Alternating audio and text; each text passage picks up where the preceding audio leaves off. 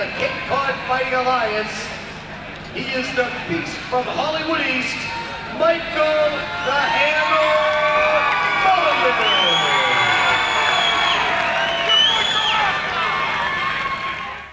Hey folks, Michael the Hammer Mulligan here. Merry Christmas, couple more days, Santa's gonna come, drop some more gifts down the old chimney. I hope you have a great time, I hope you enjoy it, have fun with your family, be careful. New Year's right around the corner, it's gonna be a great year, we got some new stuff coming. On this show I decided to do something a little bit different. We've had a lot of great guests on the show this year, and it's very difficult to get a lot of the people that I want to come in because, you know, it's in my house, I live in the middle of the boondocks, and yeah, so it's tough to get these guys out of their element, off of their game, out of their schools. You know, a lot of them live far away. So tonight's episode, we're going to do one local. I'm going to go into the local school, and we're going to do a little filming. We're going to have my son with me, and he's going to roll with Loco Lobo a little bit, and we're going to do a couple moves and teach you a little something. So in the future, for this coming year, I'm going to do this. I'm going to go off. I'm going to go to different schools around the area. Next week, I think I'm going to be at South Shore Sport Fighting, and then we'll go from there, see where else we go. But I think it's going to be a great year. We got a lot in store for you, so keep coming back, keep watching Fireside with Michael the Hammer Mulligan. Hey folks, Michael the Hammer Mulligan here at Cape Cod Fighting Alliance, Camelot Park in Plymouth, Massachusetts. We're here to see the cast of characters over here. We got Chip, Serge Pollard over there getting ready for his fight this weekend. We got Pierre Perry, we got Sean the Neck Breaker Baker, we got everybody in the house getting ready to do damage. This isn't about only fighting, no, this is about fitness. So we're going to learn a couple moves tonight and have some fun. Just normal, yeah. Comes around the other side. Michael Loco Lobo GRESH getting schooled by a young buck.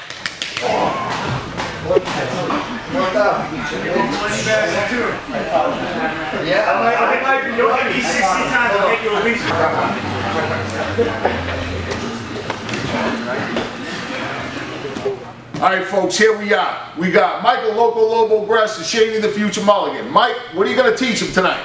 We're going to do an inverted triangle with a 3-point setup. Inverted triangle with a 3-point setup. Sounds difficult. Let's check it out. I just made it up. That's the guard. You got your underhook here. Okay. You can take the tricep on that other arm here. I like to come in deep, lift that up. With the gi, you can grab here. It's going to work no gi and gi. Now, when a guy's up here and he comes up to sit up, I use it to push down, and I go right to an inverted triangle from here. Okay, number one. Okay, the one submission there. Number one setup I like to use, but the guy's laying down, and he's kind of hip to that. So what I'm going to do is, it's very important to keep this underhook on this side, and to keep this arm, and I get my hip under here. And what I'm going to do is I'm going to put my leg over right by his neck like this. And what's going to happen is, a lot of guys are going to panic here, and they're going to push my leg away. And as I push my leg away, I'm going to turn this, I'm not going to take my hand off that mat. And I'm just going to basically sweep into this position for an arm triangle. We call that a minesweeper. Okay, Kip Cola showed me this at Navi, choked me out with it. But and just basically finish right from here.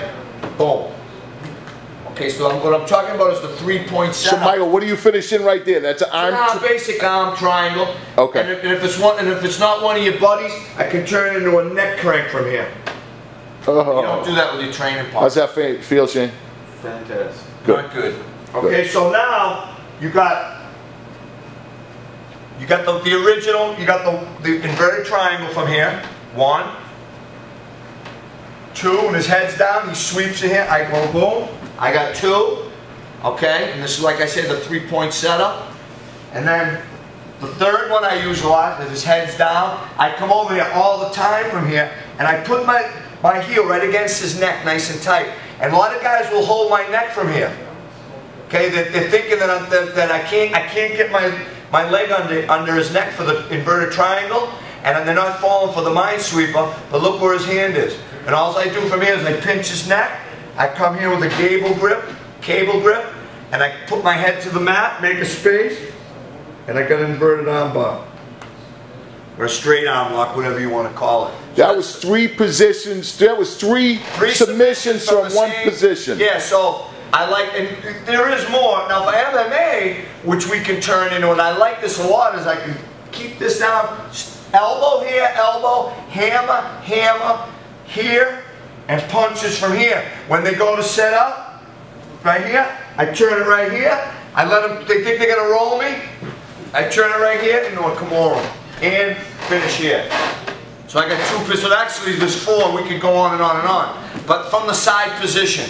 That's why I like to have my fighters and myself, when I get this position here for MMA, I like to stay here and use the elbows and the hammer strikes. Because a lot of times, when guys go from this beautiful position to having the side control, and they go for the mount, he did exactly what he did. He's got me back into a half guard, and he can come alive in there. So those from that side position, which is a dominant position, we got a 3-point setup from there. Michael, thank you very much. Thank you, Shane. Hey folks, Michael the Hammer Mulligan here. Today we got my old friend, Michael, LOBO GRESH. What's up, Michael? Hammer, what's up, my man? Michael, thank you very much for doing that little training video for us. That was awesome. I look forward to doing a lot more. Yeah, my pleasure. It was fun, and I'm sure we could do something every month, every other month. Yeah. Do a couple techniques. Yeah. Could even do some Muay Thai or some MMA techniques. I want to do that. I like doing them with you. I want to, excuse me, I want to do some with Pat. Yeah. I want to do some with Giuliano. I want to go to South Shore, do a couple with those guys. I kind of want to get everybody, you know. Absolutely. Again, we have a lot of our local guys because it's convenient.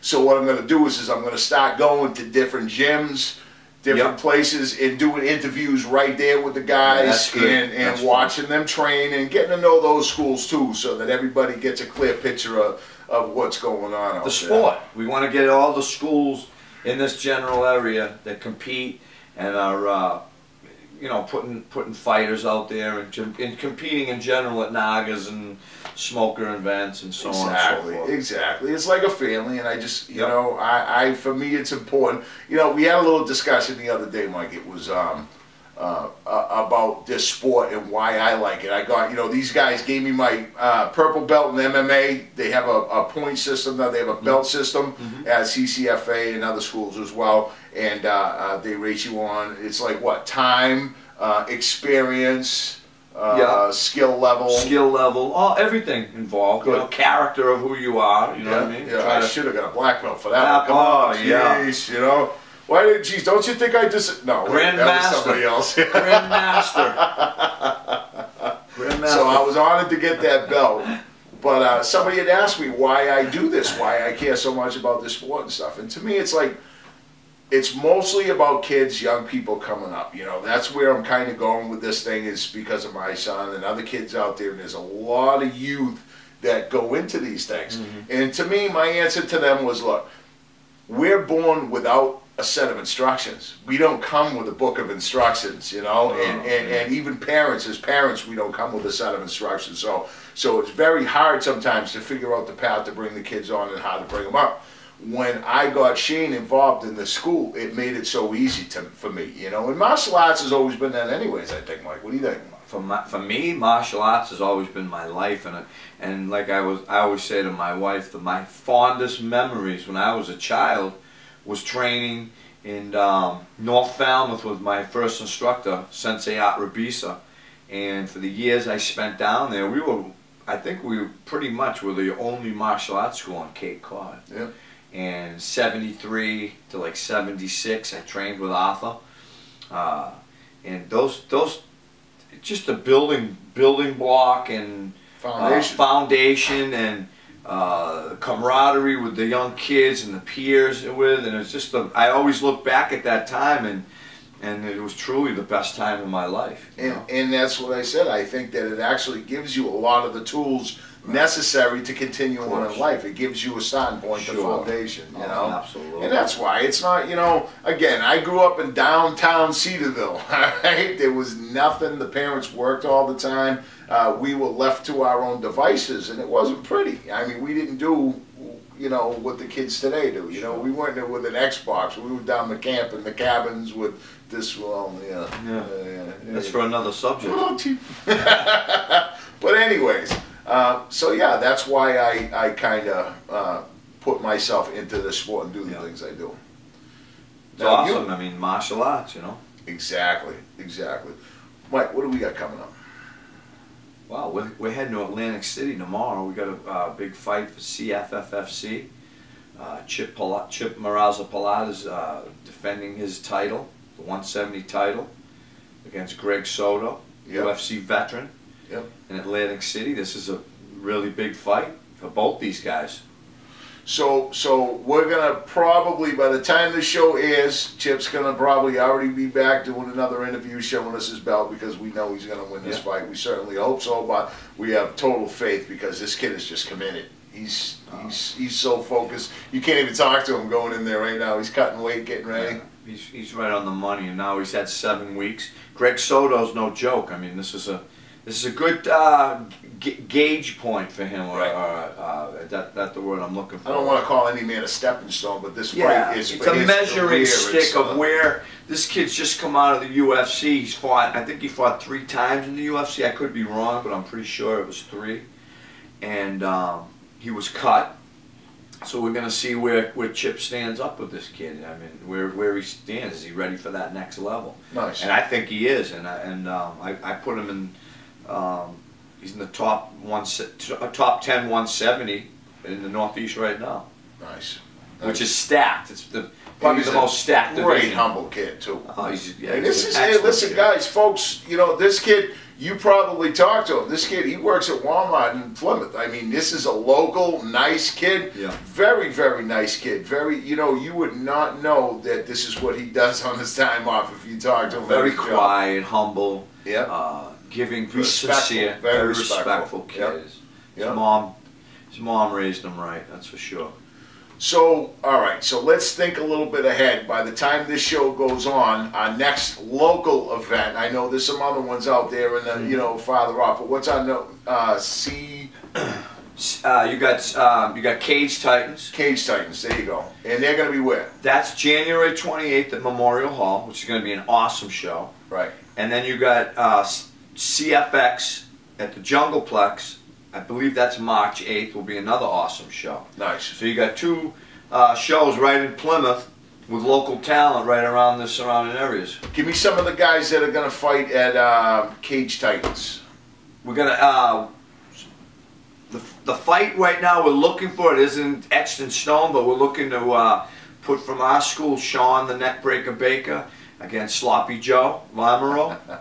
And I think that's probably going to be that's a great fight. Yeah. I mean, you know, people could say, well, they're records and these guys and blah, blah, blah, but 2 great characters, 2 tough guys, at 185 colliding. That's what the fans want to see. You know, and both great guys, man. And the hard part about this sport is I love this guy, Joe. I love him. Oh, he's great. He's from another school, and our guy from our school is going to be fighting him, but you know what? It is what it is. You know, you can love him and still root for the other guy. Of course, you know? I got much respect. Of course, you know, I'm training Sean, so I'm gonna train him to beat Joe. Of course. But you know, Joe comes from a fantastic school. Joe's a very tough guy. Yeah, he is. Crazy kid. It's the sport. I love it. It's what the fans want to see. It's what I want to see. Mustache song his last. He fought Jerry he's Spiegel. Awesome. Jerry the Punching Bag Spiegel is just a phenomenal guy. Yeah. I mean, I love this guy. He fights all the time. You know, I say 2 of the last 3 fights that he fought, I thought that he won. But they call him the punching bag for a reason. I mean, he just fight anybody, anytime. He'll fight, yeah, exactly. And you know, I don't know why he didn't take the 2 wins. This one against Joe, I thought he beat Joe. I know I'll probably get crap from Joe for that, but I thought he beat Joe, but Joe got the win. So I didn't see the fight because I was stuck in the back again. But doing your work. Yeah, doing my work, getting the guys ready. And if you didn't know it too, his Mike's wife Jeanette, she's a great girl. Well, she just got a promotion too at City on Tom, right? She just got her purple Monco. I'm sorry, her blue Monco from Crew Mark Delagrati. Explain what that is. Well, you know, there's in Thailand there's really no ranking system, but we as Americans always try to set goals for each other. So sure. You know, we just put in place you know, a ranking system at CCFA, and we've always had it for jiu-jitsu and so on. In Thailand, they always say the rank is in the ring, which makes a lot of sense. Yeah, yeah.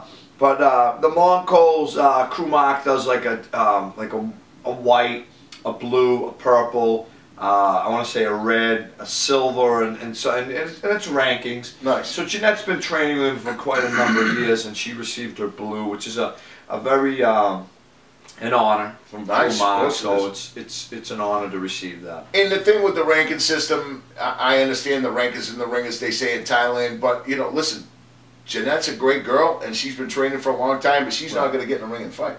No, Jeanette, my wife's had she got in a bad car accident 11 years ago, so I don't even really want to sparring hard. You know what I mean? And I guess my point where I'm going to go with this one is that these schools, you know, there's a thing about the schools where, okay, Cape Cod Fighting Alliance, South Shore Sport Fighting, sure, people automatically assume that you're going to go there, you're going to get punched in the face, and you're not. And the thing that I love about it is that I get to go there. I go there at 10 o'clock every day now, and it's a godsend. I'm so glad that they opened that class. But I go there and I do hands, I hit the bag, I hit pads, I do up downs, I do a lot of cardiovascular, I do a lot of conditioning work, and that's what it's all about for me now. And most of the people, there's probably 5 or 6 girls that go there on a daily basis. There's a lot of girls that go there at night. So these places, all these schools out there, just because they're fighting schools, they're not necessarily just for fighters. They're also for people that want to get into good shape. Because that's originally why I did it. Unfortunately, or fortunately, whatever, when I started, I got bitten by the butt. That's fine. That's fine. But you know, we try to separate. We separate. We have a fight team. Right. But we also have classes for people that just want to get in shape. You got 3 or 4 different groups of people come in. You got people that want to fight, want to compete. Right. Okay, in whatever, grappling or whatever, MMA or Muay Thai events. And there are different levels of competing as well. So you don't have to go into a cage and get your head kicked out. Right. Then you got some people that come in for self-defense, and they want to learn how to protect themselves, and boom. And then you have some people that come in that just want to get in shape. Right. And cardio kickboxing or Muay Thai kickboxing and jiu-jitsu is a phenomenal way to stay in shape. Like I said, we've got doctors, we've got lawyers, we've got nurses, we've got blue-collar workers, we have people that come in to get in shape and whatever, and they can't afford to go into work the next day with black eyes and something. So you have to separate that, and a lot of the schools around here do that. I mean, there's a few hardcore gyms where people are it's like it's every man for himself, but you're not paying the bills like that. The thing that I like is we talk about the separation, we separate them, we separate the classes, but there is no, nobody walks around in this place like they're the elite crew either, you know what I mean? There's no difference in that. Every school that I've entered is like a family. Yeah, I mean, we got guys that are like, using Chip for an example. Chip's walking around the classes, I mean, he doesn't have a fight, and he's instructing people and helping, and he's very helpful. We got a lot of people that do that. You know what I mean? They want to help in the beginner and the newbie, in other words. I was holding pads. I was holding pads for Stevie Sox today, and doing kicks and stuff. Great guy. And I asked him. I says, "You gonna come back tomorrow?" He goes, "Well, I gotta do hospital time." I says, "Are you all right?" And he goes, "Oh no, I'm gonna be a paramedic." That's great, So every walk of life, it's just about getting in shape for them. That's what it's all about. Exactly. And that's what it is for me now. That's it. You want to stay in shape and learn some self-defense too, and just live longer. Live longer. That's what it's all about. Exactly. So back to the Cage Titan thing. So there's one battle we got for those guys. Yeah. So good fights on that, from what I understand through Mike Povia so far. We got hopefully Sloppy Joe against Sean Baker. We got Joe Proctor. That's what I want to see. At 155. I want to get him in the chair. I keep calling him. He doesn't come. I got to get him in here. Yeah, he's probably a shy kid. Because he's a local kid. Really nice kid. Yep. Joe Proctor at 155. fighting Jimmy Davidson from Sit Your Tongue. Oh, very good nice. fighter. Yeah, That's going to be a good battle.